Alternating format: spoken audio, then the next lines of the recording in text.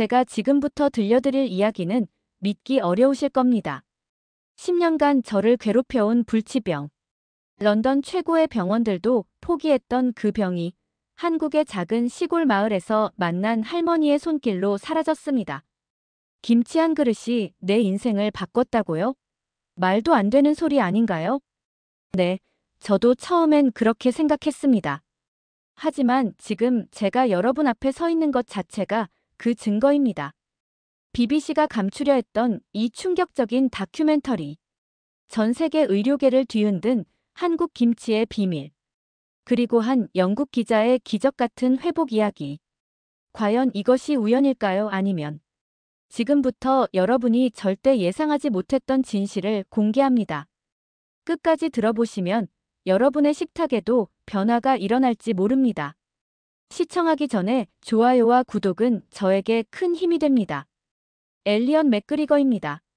38살의 영국 기자로 BBC에서 탐사 보도를 전문으로 해왔습니다.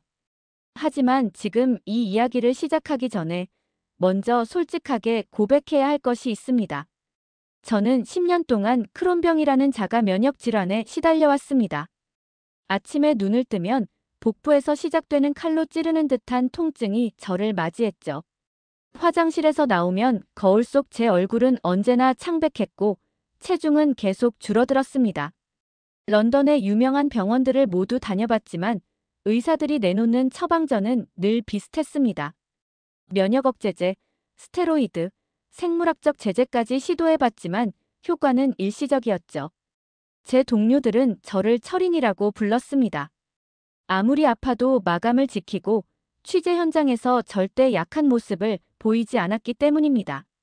하지만 집에 돌아오면 소파에 쓰러져 천장만 바라보는 시간이 점점 늘어갔습니다. 아내는 걱정스러운 눈빛으로 저를 바라봤고 저는 그 시선이 견디기 어려웠습니다. 그해 가을 편집회의에서 새로운 다큐멘터리 기획안이 나왔습니다. 건강식품과 관련된 주제였는데 동료 기자 중 한 명이 요즘 발효 음식이 화제잖아요. 특히 한국 김치 같은 건 어떨까요? 라고 제안했습니다. 저는 그 순간 별로 관심이 없었습니다. 그저 또 다른 건강 관련 기사 정도로 생각했죠. 하지만 회의가 끝나고 나서 문득 이런 생각이 들었습니다. 어차피 이 몸이 이래도 안 나으면 끝이다. 그럼 마지막으로 뭔가 의미 있는 일을 해보자. 저는 편집장에게 찾아가서 한국 김치 다큐멘터리를 제가 맡겠다고 자원했습니다. 편집장은 의외라는 표정을 지으며 물었습니다. 엘리엇, 내가 왜 갑자기 김치에 관심을? 저는 대답할 수 없었습니다. 정확히 말하면 진짜 이유를 말할 수 없었죠. 제가 죽을 만큼 아픈데 혹시라도 뭔가 도움이 될까 해서요라고 말할 수는 없었거든요. 그래서 그냥 새로운 도전을 해보고 싶습니다라고 둘러댔습니다. 한국행 비행기 표를 끊던 날, 저는 복잡한 심정이었습니다. 한편으로는 기대감이 있었지만 다른 한편으로는 이것도 결국 헛된 희망이겠지라는 체념이 마음 한구석에 자리 잡고 있었습니다. 12시간의 비행시간 동안 저는 한국에 대해 조사한 자료들을 다시 읽어봤습니다. 김치의 역사, 발효 과정, 영양학적 가치 등등. 하지만 그 모든 것들이 그저 머릿속 지식일 뿐이었죠. 인천공항에 도착했을 때의 첫인상은 생각보다 현대적이라는 것이었습니다. 서울로 향하는 공항철도 안에서 창밖을 바라보니 고층 빌딩들이 끝없이 펼쳐져 있었습니다. 제가 생각했던 한국의 모습과는 달랐죠. 더 역동적이고 더 세련되었습니다. 첫 번째 취재지는 서울 종로구에 있는 김치 박물관이었습니다. 큐레이터 김미영 씨가 저를 안내해 주었는데 그녀의 설명을 들으면서 김치에 대한 제 인식이 완전히 바뀌기 시작했습니다. 김치는 단순한 반찬이 아닙니다. 한국인의 삶과 철학이 담긴 문화유산이죠. 김미영 씨의 말에는 진정성이 담겨 있었습니다. 박물관에서 나와 명동 거리를 걸으면서 저는 곳곳에서 김치를 파는 상점들을 발견했습니다. 시장 안에서는 할머니들이 직접 담근 김치를 팔고 있었고 그 냄새가 제 후각을 자극했습니다. 처음에는 조금 낯설었지만 묘하게 식욕을 돋우는 향이었습니다. 그날 저녁 숙소 근처 작은 식당에서 처음으로 제대로 된 김치를 맛봤습니다. 주인 아주머니가 직접 담근 김치라고 하셨는데 한 입 베어 물었을 때의 그 느낌을 아직도 잊을 수 없습니다. 시큼하면서도 칼칼한 맛, 아삭아삭한 식감, 그리고 입안에서 퍼지는 복합적인 향미. 그것은 제가 지금까지 먹어본 어떤 음식과도 달랐습니다. 신기한 건 그날 밤이었습니다. 평소라면 복통 때문에 잠을 이루지 못했을 텐데 그날은 비교적 편안하게 잠들 수 있었습니다. 우연의 일치겠지라고 생각했지만 마음 한구석에서는 작은 희망이 꿈틀거리기 시작했습니다. 다음 날부터 본격적인 취재가 시작되었습니다. 저는 전라남도 고흥으로 향했습니다. 그곳에는 3대째 김치를 담그며 전통을 이어오고 있는 장순이 할머니가 계셨기 때문입니다. 고흥까지 가는 길은 예상보다 멀었지만 차창 밖으로 펼쳐지는 한국의 시골 풍경은 제게 묘한 평온함을 가져다 주었습니다. 장순이 할머니를 처음 만났을 때의 인상은 진짜 농부였습니다. 76살의 연세에도 불구하고 허리는 꼿꼿했고 손에는 오랜 세월 농사를 지어온 흔적들이 고스란히 남아 있었습니다. 할머니는 저를 보자마자 환한 미소를 지으며 말씀하셨습니다. 아이고, 멀리서 왔구나. 고생했어. 할머니의 집 뒤편에는 수십 개의 장독이 일렬로 늘어서 있었습니다. 그 중에서도 가장 오래된 것은 80년 된 옹기라고 하셨습니다. 이 항아리는 내 시어머니가 쓰시던 거야. 그 전에는 시할머니가 쓰셨고. 할머니의 말씀을 들으니 그 항아리 하나에 담긴 세월의 무게가 느껴졌습니다. 할머니가 그 오래된 항아리의 뚜껑을 열어주셨을 때 저는 정말 놀랐습니다. 깊고 진한 향이 올라왔는데 그것은 제가 서울에서 먹어본 김치와는 전혀 다른 차원의 것이었습니다. 이건 특별해. 할머니가 말씀하셨습니다. 80년 동안 같은 항아리에서 자란 김치 맛이야. 그 김치를 한 젓가락 집어 입에 넣었을 때 저는 뭔가 전율 같은 것을 느꼈습니다. 단순히 맛있다는 차원을 넘어서 마치 제 몸 전체가 그 김치를 환영하고 있다는 느낌이었습니다. 할머니는 제 표정을 보며 만족스러워 하셨습니다. 그래, 몸이 알아보는구나. 그날 저녁 할머니 댁에서 하룻밤을 보내며 김치 담그는 과정을 직접 지켜볼 수 있었습니다. 배추를 다듬고 소금에 절이고 양념을 만드는 모든 과정에 할머니의 정성이 담겨 있었습니다. 김치는 먹는 게 아니야. 그 집안이 살아온 시간이 담겨 있는 거지. 할머니의 말씀이 제 마음 깊숙이 울렸습니다. 고흥에서 돌아온 후 저는 놀라운 변화를 경험했습니다. 김치를 먹기 시작한 지 2주 만에 복통이 현저히 줄어든 것입니다. 처음에는 믿을 수 없었습니다. 10년 동안 저를 괴롭혀온 통증이 이렇게 간단히 사라질 리 없다고 생각했죠. 하지만 며칠이 지나도 상태는 계속 좋아졌습니다. 서울 시내의 한 종합병원에서 염증 수치를 검사해 봤습니다. 결과를 본 의사는 깜짝 놀랐습니다. 이상하네요.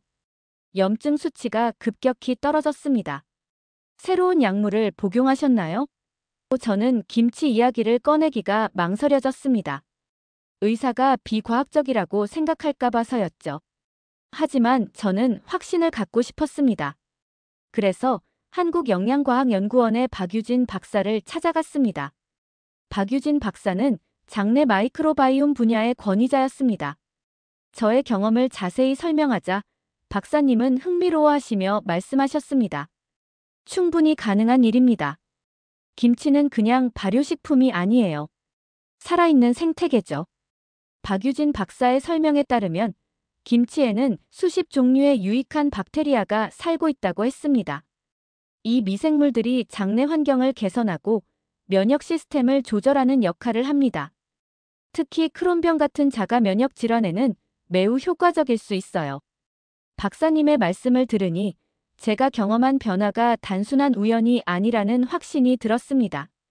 연구실에서 제 장내 미생물을 분석해 본 결과는 더욱 놀라웠습니다. 김치를 먹기 전과 후의 미생물 구성이 완전히 달라져 있었습니다. 수천억 마리의 미생물이 엘리엇 씨의 장을 다시 디자인한 겁니다. 박유진 박사의 말씀에 저는 감동받았습니다. 하지만 런던의 BBC 본부에서는 다른 반응을 보였습니다. 제가 보낸 중간 보고서를 본 콘텐츠 디렉터 사이먼 리드가 전화를 걸어왔습니다. 엘리엇, 너무 한국을 띄우는 시계 기사는 곤란하다. 객관성을 유지해야 해. 사이먼의 목소리에는 경계심이 묻어 있었습니다. 한국 정부로부터 후원금이라도 받은 거 아니야? 이런 식으로 하면 우리 BBC 신뢰도에 타격이 올 수 있어. 저는 그 말을 듣고 분노가 치밀어 올랐습니다. BBC 본부의 반응은 예상했던 것보다 훨씬 냉랭했습니다. 동료 기자들도 회의적인 시선을 보냈습니다. 엘리엇, 플라시보 효과 아닐까? 김치 하나로 자가 면역 질환이 나을 리 없어. 그들의 반응을 보면서 저는 깊은 갈등에 빠졌습니다. 그때 문득 10년 전 아내가 제 손을 잡고 눈물을 흘리며 했던 말이 떠올랐습니다. 당신이 아프면 나도 같이 아파요. 제발 포기하지 말아요. 제가 경험한 기적을 숨기고 싶지 않았지만 동시에 저널리스트로서의 객관성도 지켜야 했습니다. 그러던 중 저는 중대한 결정을 내렸습니다. 개인 유튜브 채널을 만들어서 김치 다큐멘터리의 예고편을 올리기로 한 것입니다. BBC의 공식 채널이 아닌 제 개인 명의로 말입니다. 예고편에는 제가 직접 경험한 변화와 박유진 박사의 인터뷰, 그리고 장순이 할머니의 김치 담그는 모습이 담겨 있었습니다. 업로드한 지 하루 만에 조회수가 10만 회를 넘었습니다. 댓글들은 대부분 긍정적이었습니다. 이게 진짜 언론이다. 왜 영국 언론은 이런 걸 감추려 하나? 김치의 힘을 과소평가하지 마라. 전 세계에서 비슷한 경험을 한 사람들의 댓글이 쏟아졌습니다. 하지만 BBC 상층부의 반응은 정반대였습니다. 사이먼 리드가 긴급 화상회의를 소집했습니다. 엘리엇, 이건 회사의 승인 없이 한 개인적인 행동이야. 경고장을 보낼 수밖에 없겠어. 내가 지금 하고 있는 건 저널리즘이 아니라 한국관광청 홍보 영상이야. 객관적 사실보다 개인적 감정에 치우쳐서는 안 돼. 그의 말을 들으니 제 언론인 생명이 끝날 수도 있다는 위기감이 들었습니다. 그날 밤 저는 오랜 시간 고민했습니다. 안전한 길을 택해서 다큐멘터리를 포기할 것인가, 아니면 끝까지 진실을 밝혀낼 것인가. 그때 장순이 할머니의 말씀이 떠올랐습니다. 김치는 먹는 게 아니야. 그 집안이 살아온 시간이 담겨 있는 거지. 저는 결심했습니다. 제가 경험한 기적을 세상에 알리겠다고 말입니다. 다음 날, 저는 병원 기록을 모두 공개했습니다. 김치를 먹기 전과 후의 혈액 검사 결과, 내시경 사진, 의사의 소견서까지 모든 것을 투명하게 공개했습니다. 이것이 제 몸이 말하는 증거입니다. 저는 카메라를 향해 단호하게 말했습니다. 제 병원 기록 공개는 엄청난 파장을 일으켰습니다. 의료계에서는 찬반 논란이 뜨거웠고 언론계에서는 저의 행동을 두고 의견이 갈렸습니다. 어떤 이들은 용기 있는 저널리즘이라고 평가했지만 다른 이들은 비과학적인 접근이라고 비판했습니다. 저는 그 모든 논란의 중심에 서 있었습니다. 사이먼 리드는 더욱 강경하게 나왔습니다. 엘리엇, 한국이 너무 띄워지면 중국 측에서 항의가 들어올 수도 있어. 정치적 균형을 생각해야 해. 솔직히 말하면 위에서 중국 시장을 의식하라고 했어. 한국만 띄우면 중국에서 BBC 프로그램 수입을 중단할 수도 있거든. 그의 말을 들으니 저는 깊은 실망감을 느꼈습니다. 진실보다 정치적 계산을 우선시하는 언론의 현실이 너무나 슬펐습니다. 하지만 저는 포기할 수 없었습니다. 전 세계에서 비슷한 경험을 한 사람들의 이야기가 계속해서 제게 전해졌기 때문입니다. 호주의 간호사는 김치를 먹고 과민성 대장 증후군이 나았다고 했고, 독일의 교수는 김치가 자신의 알레르기를 완화시켰다고 증언했습니다. 이 모든 것이 우연일 수는 없었습니다.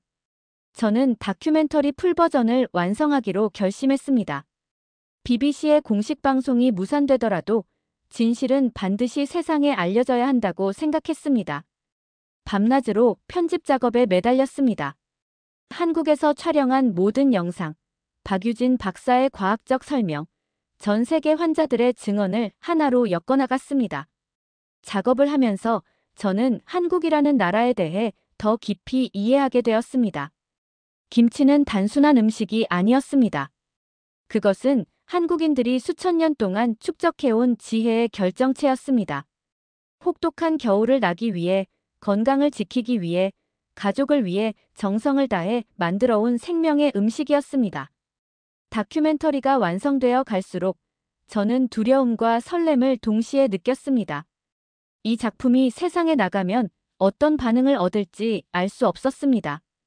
하지만 한 가지는 확실했습니다. 저는 거짓말을 하지 않았다는 것입니다.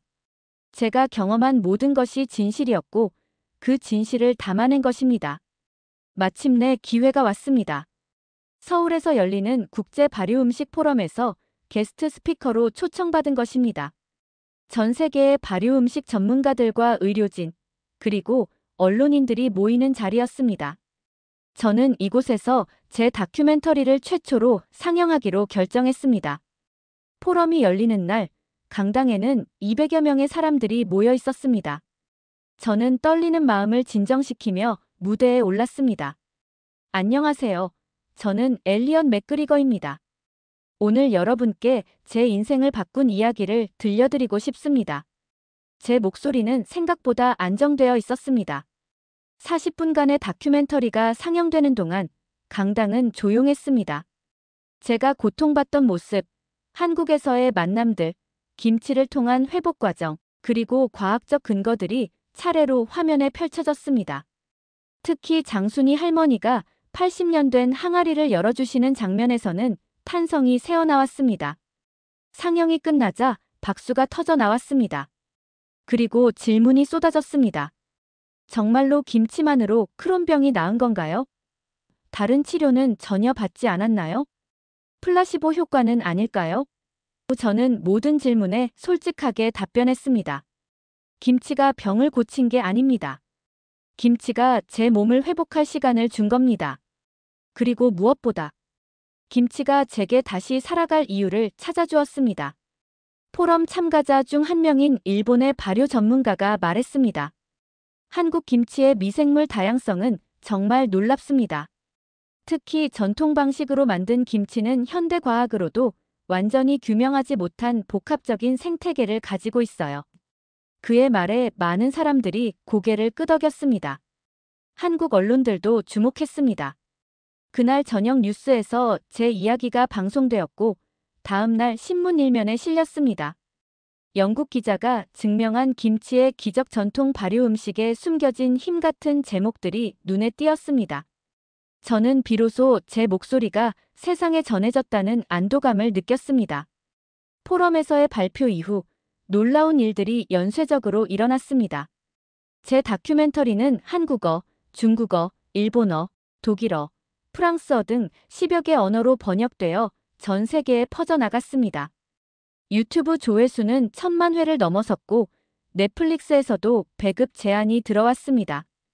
가장 놀라운 변화는 BBC 내부에서 일어났습니다. 사이먼 리드가 저에게 전화를 걸어왔습니다. 엘리엇, 경고장을 철회하겠어. 대신 정식 인터뷰를 요청하고 싶어. 그의 목소리에는 이전과 달리 존경심이 묻어 있었습니다. 전 세계적인 관심이 BBC 상층부의 마음을 바꾼 것 같았습니다.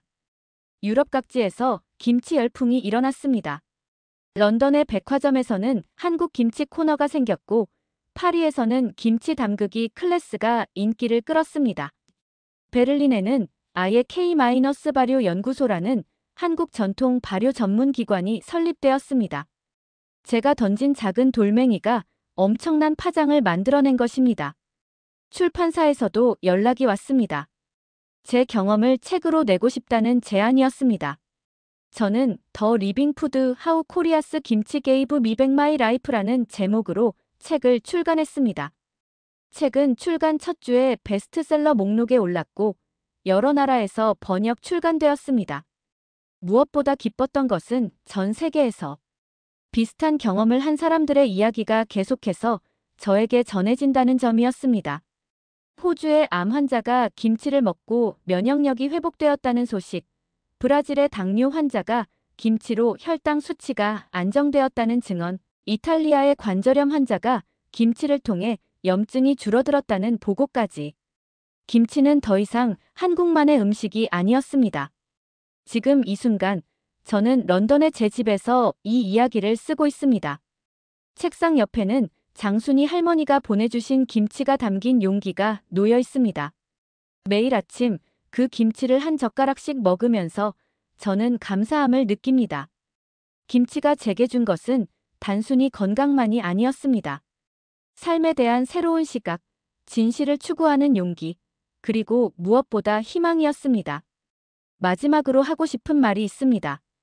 한국은 그냥 음식이 아닙니다. 삶입니다. 수천 년의 지혜가 담긴 생명의 선물입니다. 제가 한국에서 배운 것은 김치 만드는 방법이 아니라 진정한 정성이 무엇인지였습니다. 그 정성이 저를 살렸고 제 인생을 완전히 바꿔놓았습니다. 지금도 저는 매주 한국 음식점을 찾아갑니다. 런던 코리아타운에서 장순이 할머니와 같은 마음으로 김치를 담그는 한국 아주머니들을 만나죠. 그분들과 이야기를 나누면서 저는 깨달았습니다. 김치는 단순한 발효 음식이 아니라 사랑을 전달하는 매개체라는 것을 말입니다. 아내는 이제 저를 보며 다른 표정을 짓습니다. 걱정스러운 눈빛 대신 안도와 감사의 미소를 보여주죠. 당신이 이렇게 건강해질 줄 누가 알았겠어요. 아내의 말을 들으면서 저는 새삼 깨닫습니다. 제가 얻은 것은 저 혼자만의 기적이 아니라 제 주변 모든 사람들과 함께 나누는 행복이라는 것을요. 요즘 저는 새로운 프로젝트를 준비하고 있습니다. 전 세계의 전통 발효 음식을 탐구하는 시리즈 다큐멘터리입니다. 일본의 미소, 독일의 사우어크라우트, 인도의 라시까지. 하지만 어떤 음식을 다루든 저는 항상 한국 김치에서 배운 교훈을 잊지 않을 것입니다. 음식은 단순한 영양분이 아니라 문화이고 역사이며 무엇보다 사랑이라는 것을 말입니다. 마지막으로 이 이야기를 읽고 계신 모든 분들께 전하고 싶은 메시지가 있습니다. 여러분도 절망하지 마십시오. 때로는 가장 예상치 못한 곳에서, 가장 평범해 보이는 것에서 기적이 일어날 수 있습니다. 저에게는 그것이 한국의 김치였습니다. 여러분에게는 또 다른 무언가가 될 수 있겠죠. 한국이라는 나라와 김치라는 음식, 그리고 장순이 할머니 같은 분들께 저는 평생 감사하며 살아갈 것입니다. 제 인생을 바꾼 것은 김치 한 그릇이었지만 그 속에는 한국인들의 5,000년 지혜와 정성이 고스란히 담겨 있었습니다. 이것이 바로 제가 전 세계에 전하고 싶었던 한국의 진짜 모습입니다. 지금 이 순간도 전 세계 어딘가에서는 김치를 처음 맛보는 사람이 있을 것입니다. 그분들도 저처럼 김치의 진정한 힘을 발견하게 되기를 바랍니다. 그리고 언젠가는 한국을 직접 방문해서 장순이 할머니 같은 분들을 만나보시기를 간절히 희망합니다. 이것이 영국 기자 엘리엇 맥그리거의 고백입니다. 김치 한 그릇이 어떻게 한 사람의 인생을 완전히 바꿀 수 있는지에 대한 진실한 이야기였습니다. 감사합니다. 오늘의 이야기는 여기까지입니다. 오늘의 사연이 마음에 드셨다면 구독, 좋아요 부탁드리겠습니다. 소중한 시간, 긴 이야기 끝까지 들어주셔서 진심으로 감사합니다. 앞으로도 더 좋은 사연으로 여러분을 찾아오겠습니다.